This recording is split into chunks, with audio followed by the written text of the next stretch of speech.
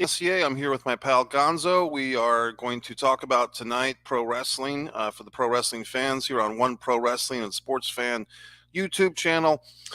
This is Mike Messier. I've got AEW clips on this channel. I've got my interview with Ox Baker. Brian Pillman Jr. makes an appearance. My interview with Bob Backlund, and basically 4 or 5 years of pro wrestling rants, interviews, and podcasts. And tonight, like I said, my buddy Gonzo is returning. We're going to talk about whatever's going on in professional wrestling, but the timely topic today, creative-wise, was the Elimination Chamber. Gonzo, how are you doing today, buddy? I'm doing great, man. I'm doing great. I actually have the Elimination Chamber playing in the background right now. But I saw the highlights. I watched some of it, and it was pretty good. Pretty good. Yeah, I think probably the word that I would use to describe this show is serviceable. And basically, this show is the halfway point between the Royal Rumble and WrestleMania as far as the WWE schedule goes. As we all experienced last month, they seemed, at least on the surface, to have some booking back and forth between, are we going to do Rock versus Roman Reigns? And the fans, a certain percentage of fans would want to see that match, and a certain percentage wanted to see Cody have a rematch. And so it seems like overnight the WWE kind of pulled a 180, and they gave in to this Cody, be fair to Cody, or give Cody the match, or hashtag Cody, Cody Lives Matter. And suddenly the Cody's back in, The Rock is out. And even at that press conference they had, did you happen to watch that 2 hour, Yeah. public? I watched everything that needed to be seen. I didn't watch it when it was on, but I saw everything that was important, I guess. But yeah, I saw it. Yeah, and it was a good presentation, and probably the biggest compliment to them once again is that I heard that they were charging fans upwards of $2,000 to attend that thing. What? Yeah, apparently it included a meet and greet with Cody himself. So, oh God. So if the fans are paying, if someone's going to pay, then you charge, right? Yeah, for sure. Yeah. So I mean, but the big thing coming out of that was that basically, Rock was kind of putting over the importance of this match between him and Roman Reigns. And then Cody comes out and really goes against everything he had done the week earlier on SmackDown. And suddenly he is going to wrestle Roman Reigns at WrestleMania. And I think it was Meltzer or somebody was reporting that in the audience of that press conference, there were fans that were holding signs, we want Cody, and Cody's great, and Cody versus Roman. And it was Meltzer. According to Meltzer, all those signs had the same handwriting. Well, it's funny because I think I don't know if it was the Raw or the SmackDown after that press conference, and everybody in the crowd at that show had signs. And they actually had 3 different signs, but it was 3 different ones that all had the same handwriting amongst themselves. You know what I mean? It was clearly they fucking handed them out. It was so obvious. And which is kind of weird to me because, it seemed like, okay, Rock and Roman, and then not everybody, but a lot of people start crying about it, whatever. And it seemed like they just flipped right, so quickly, and just leaned right into the Cody thing. And it's kind of weird to try to figure out what actually happened there. You know what I mean? Some people think that this was all the plan. What's happened so far has been the plan. I've heard people say that, and I'm like, maybe, I don't know. I don't know, but it was just weird to see them flip like that, because it looked like it's going to be The Rock and Roman, and if they did flip like that, either way, I feel like what they did at the press conference was good. You know what I mean? I enjoyed it. It felt more like a UFC press conference in a way, in some ways, not totally, but in some ways. And I think that's probably what they're trying to do. You know what I mean? Now that they're in the same company together, basically, they're going to be pulling things from each other that are going to help work for the other side. You know what I mean? And that felt more UFC press conference and I thought it was cool. I liked it. It was better than a lot of the shows. Let's put it that way. Yeah, it was different. It was unique. And yeah. didn't they have that UFC guy come out and challenge McGregor on Raw? Didn't that happen a couple of days ago too? Yeah, it did. It did. So these two companies, as a matter of fact, while we're talking tonight, there is a UFC fight night thing going on in Mexico, and Yep. I've got to think that this morning the WWE is doing a big show out of Australia, the UFC is doing a big show out of Mexico. Obviously, those two shows were probably booked well in advance of the merger or shortly before the merger, anyway. But I don't think in years to come, Gonzo, if the WWE is going to go all the way to Australia, most likely the UFC will be there the night before, the night after. And, that's just smart business. If you're going to have two major combat sports who are owned by the same parent company, why not, double dip in some of these bigger markets? It doesn't mean to say that the WWE would do the exact same venue in a major market like Australia or Mexico or Las Vegas, but they could do another arena. They could do so many things. But just sticking with the WWE for now, and the in-ring action, I watched this show on tape delay. I kind of forgot about it, and then I woke up and I was a good boy. I did not check the internet. I did not get spoiled, except I did see one little meme on Facebook that somebody had said something about Nia Jax being stiff and difficult, and I was wondering if she had hurt her opponent Rhea Ripley. And I don't think she did, although Rhea, we'll get to that match in a little bit, but Rhea did seem to be either a little bit hurt in her match, legitimately, or just selling that she was hurt as part of the storyline of the match. But let's go by this thing one match at a time. Another interesting thing, Gonzo, is there wasn't a whole lot of matches on this show. No. I'm counting a grand total, including five matches, including the preview match. Here's an interesting stat and fact, and this, I don't know if this is a record or not, but of the five matches, guess what three of them have in common, Gonzo? Of the five matches, maybe the same time. No, I was going to say the same time, but yeah, I'm not sure. I have no idea. Three of the matches of the five matches on this show, and I don't know if this is a record for WWE, but three of them are women's matches. Oh, actually, okay. That's so obvious. I should have thought of that. Well, yeah. But with the exception of, well, it was called Evolution, I believe, 3 or 4 years ago. But has the WWE ever had, like, not to say a normal pay-per-view, but just a regular pay-per-view that's not strictly female? Have they ever had a pay-per-view which had male wrestlers and female wrestlers where more than half the card, in this case 60% of the card, 3 matches to 2, is female competitors? I don't know the answer to that. I don't know the answer either, but thinking about it, I think that it probably is a record. I can't remember any card where there was more female matches to male if it was both genders on the show. Right. But who knows? I mean, I don't know for sure, but yeah. But I mean, I have a pretty good memory for this stuff, and nothing is coming to mind. I know we've had shows where there's been 3 or 4 women's matches, and on a SummerSlam or a WrestleMania, something like that. But in any event, the first match of the show, which I did watch, Candice LeRae and Indy Hartwell, and I believe Indy is Australian. And I've seen her at the house shows for NXT. I think she's cute and attractive, and I think she's got a good gimmick. She's a good wrestler. I guess she kind of has been brought up to the main roster now, but it kind of seems like without a whole lot of fanfare, unless I've been missing something. I'm talking about Indy Hartwell. She had that storyline with, was it Dexter Loomis, where they were a couple, and yeah, I remember that. So she's popular, and going to these NXT house shows kind of keeps me in touch with what the young kids are thinking, and she's one of the people that people really like. Her and Candice LeRae, I think in real life, isn't she married or was with the thin guy, the small wrestler, the guy that's in the tag team with Ciampa? Oh, Gargano? Yeah. I think she was. Yeah, I think she was. Yeah, I think they were married in real life. And then, so basically, they challenged the Kabuki Warriors. Asuka is one of the Kabuki Warriors, and it's Kairi Sane who's returned, right? That's the Kabuki Warriors. Yes. They're the women's tag team champions, and I was a little surprised, Gonzo. I mean, if I were the booker and knowing that the crowd is kind of, not to say doing you a favor, but people here in Australia haven't seen a live WWE show. I think they said in 7 years.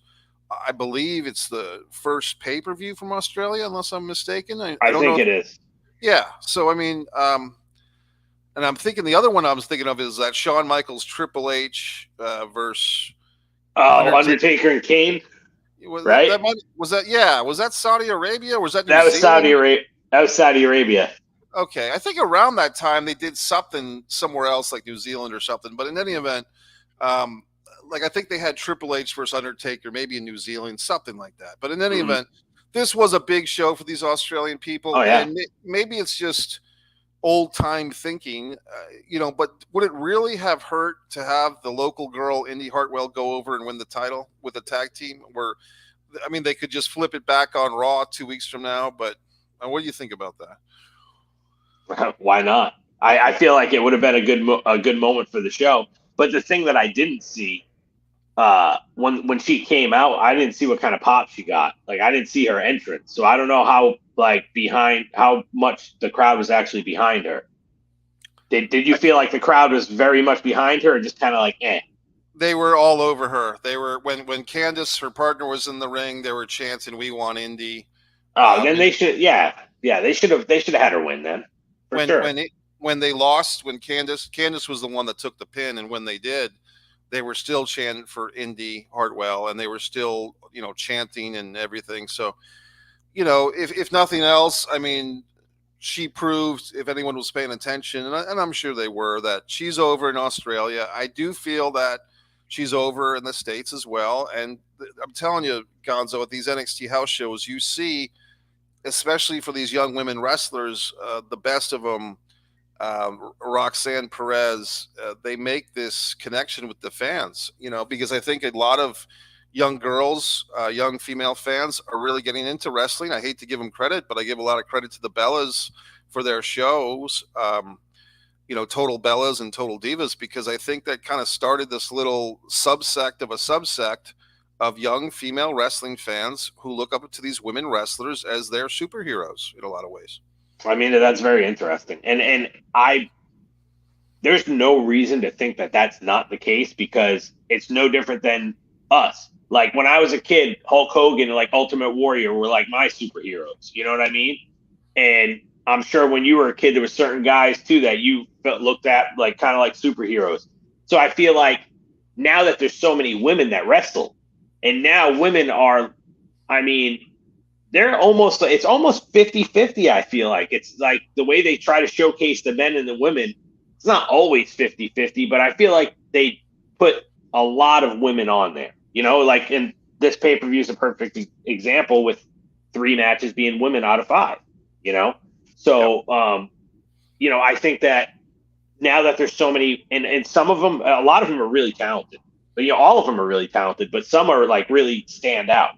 And some have good gimmicks. How could a little black girl or a little Hispanic girl, or even a little white girl, not look up to somebody like Bianca Belair? You know what I mean? Like she has a cool gimmick. She got the hair thing. She has a good attitude. She's a hell of an athlete. And so, I mean, that's cool. That's cool that females and little girls now can look up to, a female wrestler, or women can get more into wrestling because they just like watching the women wrestle. That's cool. Yeah, exactly. And to your point, buddy, the first match, once we had the women's tag team match, we go from 4 very talented women wrestlers to 6, because now we've got the Elimination Chamber, and they start this thing, this premium live event, not a pay per view per se. We've got, I'm trying to remember the exact order of the ladies that were in this thing, but basically, we've got Bianca Belair. We've got Becky Lynch. We've got Liv Morgan, Tiffany Stratton, who's a recent call up from NXT. Naomi, who's back from sabbatical, so to speak. And Raquel Rodriguez, who's back from injury. So I guess Naomi and Becky Lynch started. So here's some interesting things with this one. Gonzo, I think a month ago, the Women's Royal Rumble was generally better received. I thought it was better than the Men's Rumble. And today, I would kind of say that the Women's Elimination Chamber at least caught my attention more and seemed to be a little bit better. Maybe not by much, but maybe it's also because it's the first one that you see. But I thought that these women put on an elimination chamber that more than held their own when compared to later on we had the men's. And I know that you've kind of skimmed through this show and maybe you haven't watched all of it, but in general, thinking about like when you have women's rumbles and men's rumbles on the same show, or you have women's elimination chambers and men's elimination chambers, are you seeing a trend, Gonzo, where one outshines the other typically, or is it show to show? What do you think about that? Well, what I can say for sure is I felt the same way about the Royal Rumble that you did. I thought that the women's Royal Rumble, it started out kind of slow for me, and I'm like, and some of the girls that were coming in, I didn't know they were from NXT. I'm guessing, and then there was the girl from Impact that I never saw before. Jordan, was her name Jordan Grace? Is that her It name? is, yeah, it's Jordan Grace. Yeah, she was incredible. Yeah. But so I felt like that started out, steady, maybe a little bit slow, but then like once they got to like 12 to 15 girls in, I felt like that thing just picked up, and it was stellar until the end. Like it was really good. What Jade Cargill got a huge pop when she came out. Even my girl was freaking out when Jade Cargill came out because she loves Jade Cargill, and I thought it was really good. But this women's match did seem to be better too on this Elimination Chamber. Maybe, like you said though, maybe only by like a little bit. But Right. other than that, I don't know about like last year. I don't know. I don't remember the Royal Rumble from last year, or any of the. Did they have a women's elimination chamber last year too? They did, right? I think so. I Yeah. can't. I mean, I think I remember that the Royal Rumble of 2023, the first match on the premium live event was Cody winning the men's rumble. They put the men's rumble first, which I think was a departure, and then 2 hours later they had the women's rumble, and I believe Rhea Ripley won that by last eliminating Liv Morgan, and that kind of put Rhea on her trip to WrestleMania to face Charlotte. And I'll say this, Gonzo, and this is not an insult to either the men or the women. I think I would like to see, if I was the booker, I'd like to see them separate 2 rumbles and 2 elimination chambers. And if there's a war games and you have to have a men's war games and a women's war games, I'd like to see either one of 2 things, buddy. I'd like to see those matches separated on different nights or different cards, have one on SmackDown on Raw and then one on the pay-per-view, or break up the pay-per-view or something, or switch years.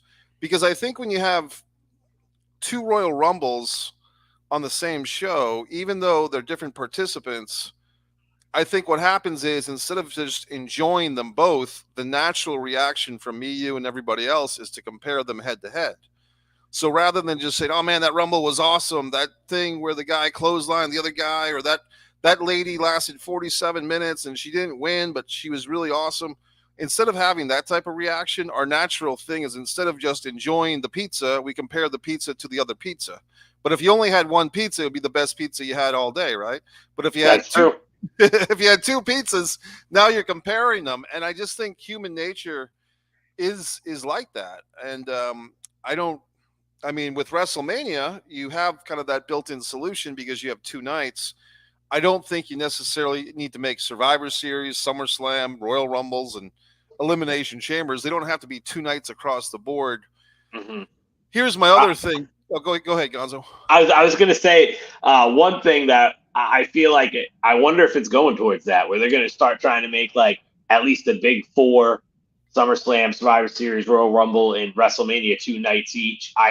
If they did that, that wouldn't shock me. But honestly, what my beef is, I absolutely despise the gimmick pay-per-views. Like tables, ladders, and chairs. So that's in October, so we have to have some TLC matches. And then Elimination Chamber. Like it's in what February. Oh, we got to have some Elimination Chamber matches. And they have Money in the Bank is like the only one that I think is okay, because they're going for that contract and everything. So there's a lot of stakes, and I feel like that's okay.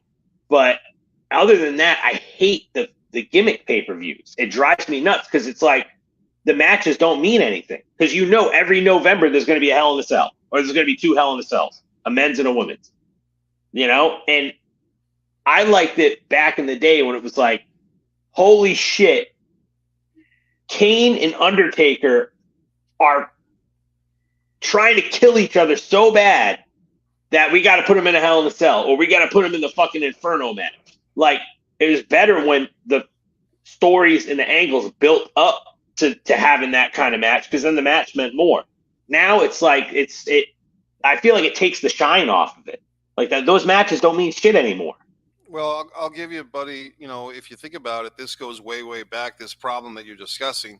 Cornette had a term for this. It's like you used to have a match that demanded a stadium event. Now you have a stadium event that demands a match. For instance, when Kerry Von Erich challenged Ric Flair going back in 1984, they booked the Cowboys Stadium, I think it's called Texas Stadium at the time, because they figured, hey, we're going to get a huge crowd because people want to see Kerry beat Flair in honor of his brother. Well, flash forward a year later, and they're kind of like, well, shit, we did it last year. We got to do it again this year. And so now it's like, well, do we just put Kerry back in there for a rematch? And the decision was, well, let's put Kevin in this time. And I think they had 5 or 6 or 7 less thousand people the second time in 85. And by the time they got to 86, that number was down to 21,000. And in a different way, the WWE doesn't have quite that problem because they have so much marketing and infrastructure going their way. But I'm going to go back to WCW, buddy. WCW, they had this Horseman, Dusty, Road Warriors, Nikita Koloff, Paul Ellering, J.J. Dillon feud going on for 2 or 3 years. 85, 86, summer of 87 comes, and we're going to have the War Games. Now, back then, that was, an arena show in the Omni, and then I think at the end of the month, they had a second one in Florida, and those came out on VHS, going way back when, right? But to your point, it was this thing had built up for 2 or 3 years, this mega feud with all these top guys, the Road Warriors, Dusty, Nikita, and the Horsemen. Now, once they established War Games, once WCW became a pay-per-view company following in the footsteps of the WWF, WCW got in that same trap, buddy. And within 3 or 4 years, you had something called Fall Brawl, the War Games. And you had, some were decent. I mean, like the first couple, I think in 91, they had one in I want to say March, which was like... Was that the one where Sid almost killed Brian Pillman with the powerbomb? Yep, that's the one, buddy. Yep. Yeah. So you had Sid, Larry Zbyszko substituting for Arn Anderson, Ric Flair, and Barry Windham, a 4-man War Games team against Sting, the Steiners, and Brian Pillman. And Pillman legitimately got knocked out. It was the first time that a heel team ever won a War Games. And my point is, but then take a look at something like War Games 93. It's a mess. That's the one where the Shockmaster fell through the wall. And, horrible. Right. And as great as Harlem Heat became, they were basically rookies or newbies, at least in this match. They were in there with Big Van Vader and Davey Boy. And it was just a really non-good War Games. And I think that the next year they had one that was almost as bad. They had Dusty Rhodes coming out of retirement at like age 55 to team with his son and the Nasty Boys, a really hodgepodge team of Dusty, Dustin, and the Nasty Boys against the Colonel Rob Parker, I think Meng, Arn Anderson, and Bunkhouse Buck. So I think, not to cut you off, but I think that you're saying that the one you're talking about was 94. I think 95 was when they had the Dungeon of Doom, where it was like Brutus Beefcake playing the Zodiac guy, and John Tenta was the Shark, and then they had the Mummy. Remember that? Wasn't that War Games 95? Yeah, good memory. And that was out of Asheville, North Carolina, and that was the main event. And Luger actually substituted for Vader because around that time, that's when Vader had his fight with Paul Orndorff, and Luger came over to Nitro, and it was almost like an unofficial swap of Vader to WWF for Luger to WCW. The coolest thing about that match was Luger and all those guys wearing the camouflage face paint was kind of cool. I remember that. Yeah, that was pretty cool, actually. That was cool back then. The other good thing about that show, and I have been to that Asheville arena in North Carolina. It's a really nice, intimate little venue. Arn Anderson and Ric Flair had a match on that show, and Brian Pillman fought Johnny B. Bad on that show, which was a really great match for both of those guys. I don't remember those. Yeah, those I don't remember. Yeah, so for fans looking to watch some old school stuff, go to Fall Brawl '95 and look for those matches. Let me get back to my other point though, because I was just illustrating your point that these yearly gimmick match pay-per-views, sometimes they work, sometimes they don't. But if you're basically pre-programming them, which I think Gonzo is really just a case of now pay-per-view, now premium live events are dictating the industry. I think AEW, on the other hand, kind of doesn't have that problem because at least to me, buddy, I could be wrong, but it seems like AEW doesn't plan their exact dates or doesn't book their arenas quite as far ahead. You know what I mean? Mm-hmm. And so they have it seems to me, I could be wrong, but it seems like Tony Khan and AEW have more freedom just because they're not locking into these things so far in advance. Yeah. And also so they have the blood and guts thing. And then I want to say they have one other one that I can't remember what it is, but it's not like they have a blood and guts pay-per-view. Eventually they'll just be like, oh, on June 21st, Dynamite's going to be blood and guts. You know what I mean? So it's like, that's okay. I mean, AEW is a whole different thing. I'm not, I don't want to go down that rabbit hole, but at least you're right. They don't have the same issue that WWE has with the yearly gimmick pay-per-views every month, every year. Stadium Stampede is what I think you're thinking of. That's the other one. Yeah. I actually was in attendance for the first Blood and Guts of AEW, and that I believe was Cinco de Mayo 2021. It was Chris Jericho and his team. I taped the whole thing on my phone, so that's somewhere here on this channel, One Pro Wrestling and Sports Fan, the mic cam, so to speak. Another guy in the audience actually did a lot better job than I did of taping that thing. And the reason why I put over both my recording and his recording is that broadcast on Dynamite was so full of commercials. A lot of people complained like, hey, we're trying to enjoy this match and we're just seeing like most of it is commercials. Mm-hmm. Let me get to my other thought here, and then we'll go back to the match by match. If anyone's out there watching live time, feel free to comment or question. Here's a thought, buddy, and this is one of those mind-blowing, game changers of a conversation. Ideas, at least I think so. So you have a women's elimination chamber, a men's eliminations chamber on the same show.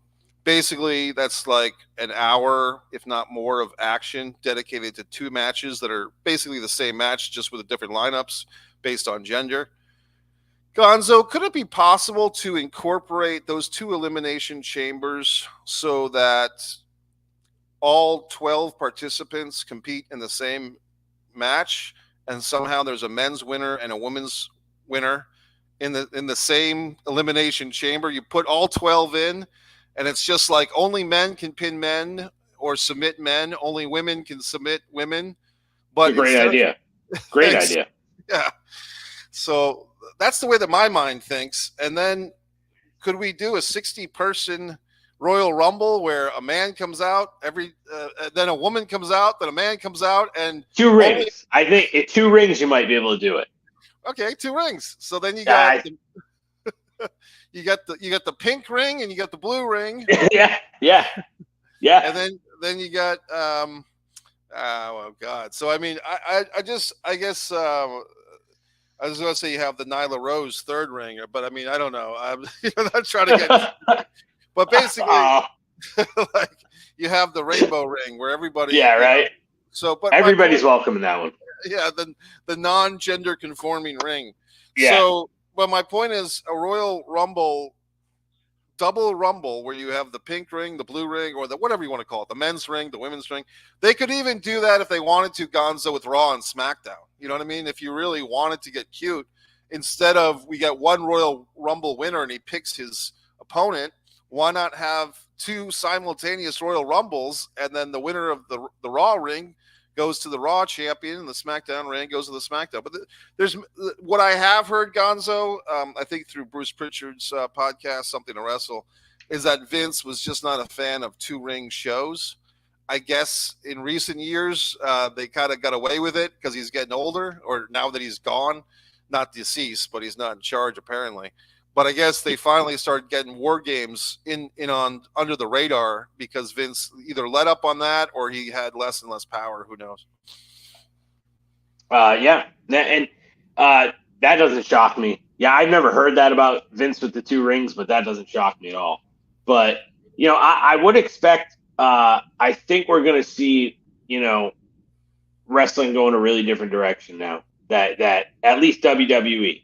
That it's not crazy Vince anymore. And these people want to make money, and these are Hollywood produced, like Ari Emanuel, Nick Khan. They're some of the most powerful. Well, they were, still are, but they started out as some of the most powerful people in Hollywood.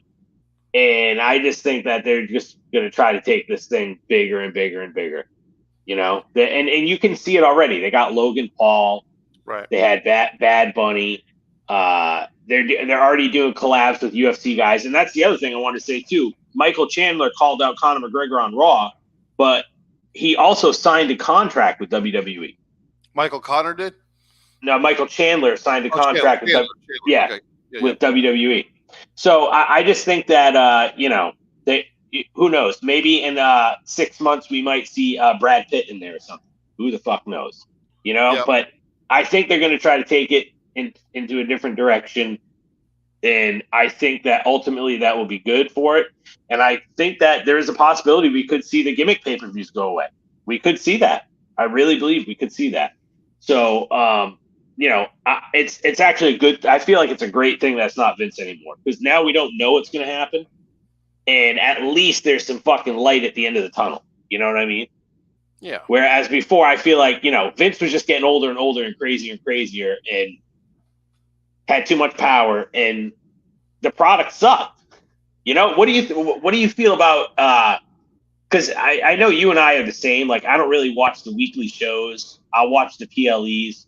And then if there's something, like if I know that Roman Reigns is going to be on SmackDown, I'll watch that to see what he does, or certain people I'll check it out. But do you feel like Triple H's booking is better from what you saw, or do you feel like it's the same, or like a lot better? Or how do you feel about it? My gut instinct is to say that it is better, and I feel that if you just compared them, you've got basically a 54-year-old guy. I think Triple H is 54, something like that, and he's a worker. I mean, he's a guy that from Jean-Pierre Lafitte or whatever, or I guess Jean-Paul Levesque at Starrcade '94, losing to Alex Wright in a pretty good match, to wrestling Mankind at the King of the Ring in Providence, and everything he did before, since, and into the NXT stuff. I think all signs lead that Triple H is more of a wrestler's booker. He's more of a smart fans booker. I would want to guess, although I can't be exact, but I think Triple H probably had a hell of a lot more to do with things like the Mae Young Classic and the Dusty Cup tag team tournament in NXT than Vince ever did. From what I understand, in the golden years of NXT, which I kind of missed out on, like the 2014 to 2018 NXT, Triple H was very involved, and Vince was not. And I think a lot of fans at that time were always telling me, Gonzo, Mike, you got to watch NXT. Why are you watching the main roster when you should be watching NXT? And I was very resistant to that, because my style of old school thinking is, if these younger people, these younger wrestlers are on NXT, and the idea is for them to get called up to the main roster, it seemed so problematic and nonsensical for me that the main roster shows were so abhorrent compared to the NXT. But apparently that's how a lot of people thought of it, and they cite things like Bayley versus Sasha Banks for 30 minutes, and William Regal, and Sami Zayn, Kevin Owens, that's another one. Samoa Joe, and Nakamura. And I do want to give credit to Ciampa and Gargano, and Ciampa in particular, I was kind of friendly with back in Top Rope Promotions, because he was there in Fall River. I was doing commentary. Ciampa was our champion. We had a lot of guys come up. Mike Bennett, who became Mike Kanellis Pinellas, yeah, yeah. and a lot of guys. Let me get back to my other thought here before I lose it. We'll go back to the match by match. Actually, that was my other thought. My other thought was, can we incorporate the men's rumbles into the women's rumble so we have the intergender, but still two winners? I want to be clear that there has to be some type of stipulation so that it's not just men chucking the women over the top rope or beating them up. That the matches are going on simultaneously, but they're still separate but equal, so to speak. Hey, that would be interesting to see. I know Yeah. that for sure. I know that for sure. Yep. And then let's get back to the match by match thing. So then we had the men's, we had the women's chamber, then the next, and it was won by Becky Lynch. So it seems to me, buddy, that this was not terribly unpredictable. Becky and Rhea have been doing a lot of stare downs lately. So I think at WrestleMania, Gonzo, let's get a little bit ahead of ourselves here. Do we go back to Becky Lynch? Do we try to pull out one last Becky Lynch push? Or do we stick with the hot hand here? And look, everybody, the simp mania for Rhea Ripley. Everyone loves this chick. She's gorgeous. She's got this hot look. She's big and strong, but she's still very voluptuous. Gorgeous woman. Everybody's a mark for her. So do you go with the simp bait of the day, or do you give Becky Lynch one more round with the title? What do you do? I really feel like it all depends on what they do for the next 2 months or a month and a half or whatever it is until WrestleMania.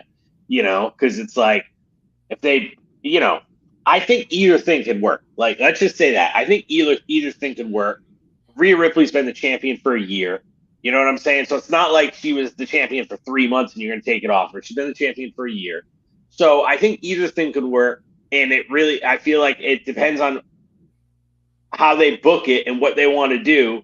But if the crowd really gets behind Becky, if they can really get her, who knows, maybe her and Rhea Ripley get into a brawl and she bust her face open again, and then all of a sudden we're back in 2019 or whatever when she became the man or whatever. So, I think either thing could work. If the fans really got behind Becky, like hardcore, if they booked it that way, then why not put it on her? But also Rhea Ripley, it couldn't hurt for her to keep the belt either, because she hasn't. That's the thing with her is like I feel like she hasn't cooled down. Like she won it a year ago, and she's like just getting hotter and hotter throughout the and it's almost a year later, So either thing could work. It might be fucking foolish to take it off of her. It might even be foolish to take it off of her. It's tough to say, I think. I think there's also a case to be made that they could have Rhea lose to Becky and not necessarily take away all of Rhea Ripley's heat. It's just a matter of telling a good story and making it so that we want to see these two women back at it on the next show and then the next show. And maybe there's some obstacles or Becky goes into real prima donna mode. And so they push it back to SummerSlam or whatever. But I do feel like it doesn't necessarily kill a character to have them lose a title or lose a match. It's really the way it's done, Yeah, for sure. And that's the thing. That's the other part of it. Even if they took the belt off Rhea, I don't think that it would even hurt her because of how like over she's gotten. Like the belt isn't what got her over. You know what I mean? She won the belt. She was already getting over, and I feel like the belt, whether she had the belt or not, she would still be exactly where she is right now. As far as how much the fans are behind her. That's what I think. So I feel like in that case, it probably wouldn't even hurt her if they took the belt off her, as far as how much the fans are behind her. Yeah, so a few other storylines didn't happen because of this. Liv Morgan is not going to get her big match with Rhea Ripley. I'm drawing a blank. Has Bianca Belair challenged Rhea Ripley or vice versa? Have we seen that dream match? Or I don't recall it. I don't know. I'm not sure, but I don't recall it. I think that's the one that if that happens at SummerSlam or whenever, I guess if I were on WWE Creative, I'd push for that as soon as possible, and not to be sexist, but the truth is, before either one of these ladies, if they have a decision to have a family, to basically have children, you'd probably want to have that match before that occurs, because then they're off the shelf for 2 years in Becky Lynch's case. So I would push. Yeah, I'd push for that sooner than later. And then the next match, buddy, this is what Angry Mike is going to come out, old school angry wrestling fan. Judgment Day with no E, champions. And I was wondering, are they the Raw champions, the SmackDown champions? They're the unified champions. Okay, good enough. They had two sets of belts, a red set and a blue set, against the New Catch Republic. Pete, Don't Call Me Butch Dunn, and Tyler Bate, who I think has a nickname that I'm going to take issue with. I think they call him the Big Strong Boy. Yeah, And something like that. I mean, here's my thing, man. And I've seen this guy in person in NXT shows. Nothing wrong with Taylor Bate or Tyler Bate. He's fine. But is that a reflection of his generation that Tyler Bate is look, I'll say he's strong. I'll say he's a boy. I won't say that he's big. You know, in this generation of millennial fucks, I mean, maybe he's big or post generation. I don't know. But he's not big. I mean, that's like saying the Young Bucks are physically intimidating. I mean, like he's not big. No, he's not big. And I don't know if they're making fun of him or I don't know because it's hard to say. But the Damian, he wasn't the problem for me in this match. The problem was Damian Priest, I think, is a lousy worker. I think he's got a kind of a cool look. But he reminds me, he's the WWE's answer to Luchasaurus. He's just not good at wrestling. And there's a moment in this thing that I actually videotaped with my phone, and I can send you the link later, Gonzo. But basically, somebody's ducking. It might have been Tyler, and Damian runs into the turn post, and he does one of those gimmicks where you're supposed to jump, like you're supposed to act like your head hit the turn post. But bro, he totally misses the fucking turn post. Bro, you told me, before we came on, you said fucking Damian Priest, and what would you say? I have no regard for that guy. Yeah. And I'm thinking to myself, I'm like, I like Damian Priest is one of the guys that I've liked, and I'm like, I wonder what he doesn't like about him or didn't like about the match. So when I put it on, I saw that fucking part that you're describing. And I was like, oh, that might be one of the things right there, because that was weak. That his head was this far away from the fucking turnbuckle. It was weak. Yeah, and compare that to Kurt Hennig, 1990 Royal Rumble. I just watched this match a month ago. So Hogan, does the old jet thing, and Hennig sells that so fucking well. He was a master at that. Hennig was a master at that. Yeah. That to him was Bret Hart getting thrown into the turnbuckles, right, in the corner. Yeah, exactly. Yeah. So Damian, look, man, and it's almost like, and maybe that's a good thing. He's basically been forgotten as Senior Money in the Bank or, Dinero in El Banco. I mean, people are just totally forgetting that he's walking around because they've kind of buried him in this tag team championship thing. The Judgment Day to me is kind of all over the place. And granted, I'm not a weekly watcher of Raw or SmackDown, but it's like the men are heels, but Rhea is the number one baby face in the company. Yeah, so. yeah. It's a definitely really, it's gotten a little flaky, the whole thing, I would say, for sure. It's very odd. Yeah. And, what's the other guy, Finn Balor, who 10 years ago was such an indie darling, in Japan and everything. I remember my friend Mauro Canepa in Rhode Island telling me how great this Finn Balor was, Prince Nevian or whatever the fuck. And he's just so mid at this point. Like he's just another guy. I will say he fucking killed that. Was that big Tyler Bates that he hit with that finisher? He fucking killed him with that thing. I've never seen him do that move and not fall backwards. You know what I mean? Because it takes like all the weight off of it. He fucking landed on the guy and fell forwards. And I'm just like, oh my God. Like he came down like right on him. That was crazy. I'm going to watch that again, buddy, because I'm still getting over fucking how bad Damian Priest is. I thought you were going to say too, because there was a spot where he did like a double choke slam in the corner. Right. And I thought that maybe you were going to say that you fucking hated that too. There was some other stuff in this match. I just feel, to me, I do like the fact that he gives tribute to the Razor's Edge and Razor Ramon. But but I just feel like, and I didn't like the fact that Damian Priest lost to the Bad Bunny or the Big Bunny or Bugs Bunny. I feel like this guy, Damian Priest, is like a big guy who watches wrestling and says, I can do that. And the next thing you know, he's a wrestler, but he doesn't have a particular tendency to do it well. And I feel like he'd be really good as a bouncer in a Miami nightclub or like in real life. Like there is a spot for a guy with that look in this world. And I think in wrestling, kind of like a big boss man to the Midnight Express, let him be the heater who comes in and does one or two moves. Maybe you put him in there for a battle royal or something. I just don't. I think he's also a weird size because Damian's not a giant, but he's definitely not a regular size guy either. He's kind of like Razor Ramon, like 6'6", 6'7". He's bigger than Triple H. So he's not a giant enough to wrestle like a giant, right? And he's not small enough to really be smooth as silk as a regular size guy either. So he's kind of caught between, XL and double XL. Like he's a size and a half or something. What would you say about Gunther or whatever? I kind of feel like he's in that. I'm not saying they work the same. Right. You know what I'm saying? I'm not saying that, but I'm saying size-wise, I feel like he's kind of in that category too, where he's not a giant, but he's definitely a lot bigger than the average wrestler, and he can't really wrestle like a giant either. I think the difference is Gunther's just more naturally skilled at wrestling. That's all. I would agree with that. Agree with that. And look, I mean, and that's one thing that I would even criticize myself, buddy, because it's like, what does naturally skilled at wrestling mean? Like, how can you be skilled at something that is whatever you want it to be? And, with it's predetermined and all this stuff that we know. And it's aesthetics. Really, it's aesthetic stuff. That's all it is.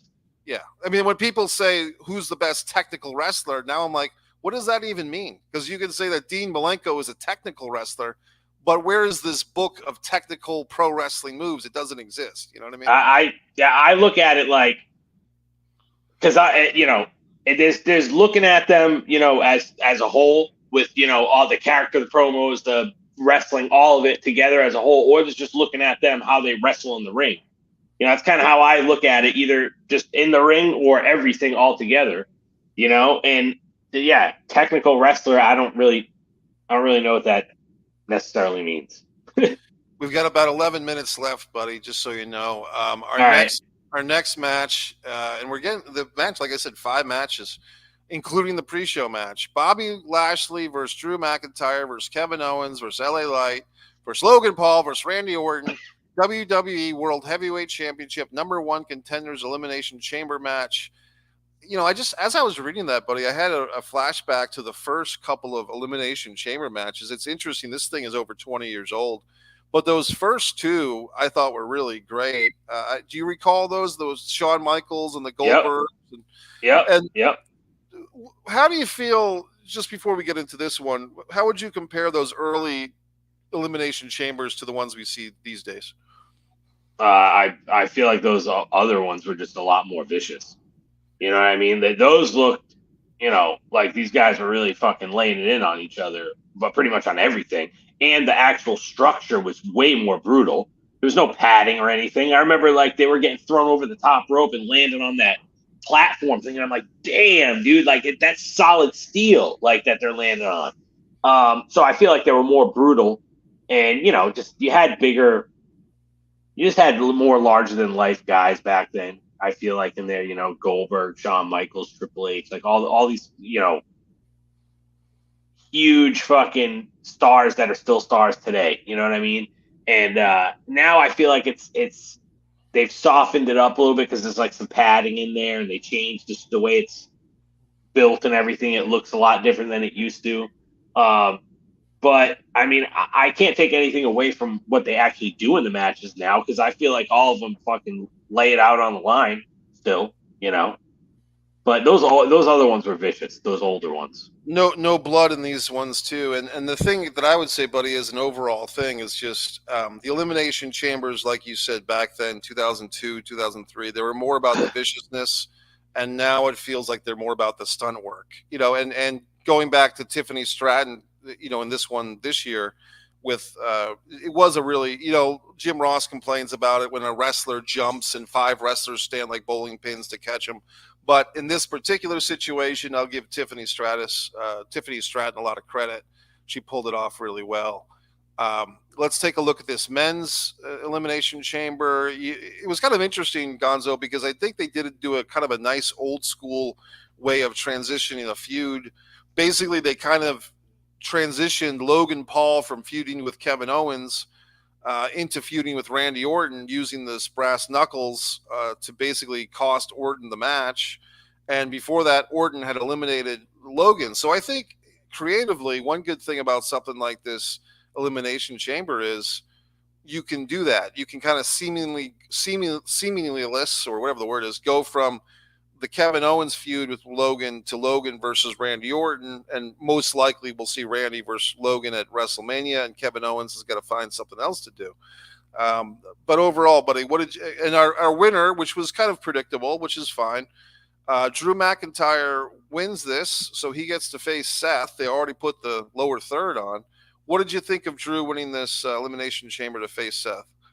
I think, I mean, honestly, like I feel like, they put a lot of they put all really good people in this particular match. I feel like, and I think that Drew McIntyre needs to win a title. You know what I mean? Like I know he won the title during the COVID era, but he needs to win a title when it's normal, when there's a crowd and everything like it is now. And I think that he's one of the best people that they have. I really enjoy his heel promos, and his matches are good. I like him. I think he's awesome, and he looks realistic. Like I wouldn't fuck with that guy. You're not gonna fuck with that guy. So I was cool with that. I don't know how I feel about AJ Styles screwing over LA Knight. I'm not sure how that makes sense. I kind of feel like it might be one of those things where AJ Styles is going to be like, well, he took my spot in the match, so he can't win. Which I feel like if they do that, it might be kind of weak. I hope they have something better than just that. Yeah, it did feel like just another convoluted way to get to a WrestleMania match that has some importance, but not a whole lot. Like basically, we got this guy, LA Knight, that's hot, but stand in line behind Cody and Sami Zayn and everybody else, LA Knight. And in the meantime, we got to have you do something. So our best all-around worker in the company is probably AJ Styles. So we throw you in there with him and get a good match for you. And I think LA Knight and AJ Styles in his own way are such good storytellers that I think they'll be fine. We were down to about 7 minutes. Now we get to Nia Jax versus Rhea Ripley. Let's not hang on this one too much, but I do want to say there was a moment early in the match where I was wondering, did fucking, Nia Jax hurt someone else again? She did kind of the butt drop thing, and it looked like she kind of squished on Rhea's ribs. And I was wondering, is Rhea really hurt? And the rest of the match, buddy, was, to me at least, watching it just one time, it felt like 80% Nia Jax was dominating, and basically Rhea kind of gets a few moves in at the end and gets the pin. I mean, the big thing is, yay, Rhea Ripley wins this match, but to me, buddy, it just felt like a little less than a great showcase for Rhea Ripley in her home country, because she was kind of dominated for most of the match and just got a couple of moves at the end to win. What did you think? I would agree with that. Why not make her look a little bit better in her home country or whatever? Unless they were trying to, I feel like with the way that they are, maybe they were really trying to somehow make her feel like an underdog to them, that she was an underdog, came back and won. But I don't know. I feel like I don't think they're doing anything with Nia Jax and Rhea Ripley going forward, or not much at all, obviously, because now it looks like it's going to be Becky and Rhea Ripley at WrestleMania. So I feel like, you could have made her not take such a fucking beating from Nia Jax. Just they're not going to do anything anyway. I mean, if they were going to have more matches, then do that. Why not? But there's like a one-off match. I think so. I'd like to think so, but got to remember, I think Nia is first cousins with The Rock, so it seems like Nia Jax always gets a little bit of favoritism, or they look the other way when it comes to her lack of technical, of just safety, you know. But I could see this is a real old school reference when Bruno Sammartino and Pedro Morales wrestled in the Shea Stadium. George the Animal Steel came out in the middle of the match and had to be dragged away by security. So when you have kind of like a babyface versus babyface thing, it seems like the WWE traditionally throw in a heel in the mix just to kind of spice things up and have like a looming threat of a heel in the shadows. So I'm comparing Nia Jax to George the Animal Steel in 1975, folks. I That's mean, what. hey, that would work though. I mean, that would work in this situation. You know? Yeah, yeah. And funny, buddy, we're running out of time. We only got like 3 minutes left. But the thing that I really wanted to get to, which I will now, but I wish we'll maybe have to say this for the next time, is I feel like the guy that's kind of being phased out of WrestleMania that I thought was going to be the big fucking deal this year at WrestleMania 40 in Philadelphia. And to answer your question, why did they switch gears, or did they switch gears? I think they switched gears because The Rock does not want to be booed at WrestleMania, because even when the casual wrestling fans, like the once a year wrestling fans, like the once a year Super Bowl fans that come out, I think that The Rock doesn't want to go into the ring with his cousin Roman Reigns and have people booing and shitting and cheering for Cody. And The Rock has to explain to his international film partners why he's the number one box office guy in the world, but people are booing him out of Philadelphia in his home country. And I feel that The Rock said, you know what, the hell with it. If they don't want me, if this amount of fans, you know, whether it's 80%, 90%, or 50%, if this percentage of the fans are going to shit on me versus my cousin Roman Reigns, I don't need you guys. I don't need to wrestle. I can still be on the board. I can still take a big paycheck and get all my copyrights back. But why would The Rock want to wrestle under those circumstances? So I personally think, Gonzo, it was supposed to be The Rock as babyface versus Roman. I feel once they got that initial feedback on Twitter and everything else, they pulled an overnighter. They switched gears real quick. Rock didn't wrestle today in Australia, and it doesn't look like, unless something drastic happens, he's not going to be at Mania. What do you think about this? I'm I don't know what they're gonna do, man. I honestly, which is I'm kind of glad because this is like feels like way less predictable than it has felt in a long time. But I have seen a lot of people online say, "Oh, well, it looks like they're setting up, off that Grayson Waller effect that they had. They're trying to set up Cody and Seth versus Rock and Roman night one of WrestleMania." And I thought about it, and I'm like, man, if they did that I feel like that wouldn't be a bad move because then you could still have those guys on night two. I can't think that would necessarily be a bad move. It could add a lot to it. A lot of like different avenues for storytelling by doing that. And then also if let's say Cody and Roman are both like beat up from the match the night before, that adds so much more to the second match, the night two match. Because now you can just play off of that, and there's so many different ways that you can play that because they're both beat up. So I mean, if they do something like that, I'm totally cool with it. But I don't know. That's the thing. I don't know. Yeah, and it would be interesting because it's just so it's interesting how things change. Back in the day, Ric Flair is literally wrestling 8 times a week. 55 minutes versus Nikita Koloff in Baltimore, and then hops on a plane to Philadelphia to do the same thing with Nikita at night. I mean, those are real stories, folks. Flair and Steamboat wrestled, twice in a day in the Capitol Center in Baltimore, I think. And so it's just what the wrestlers did in the 80s and the 70s and the 90s.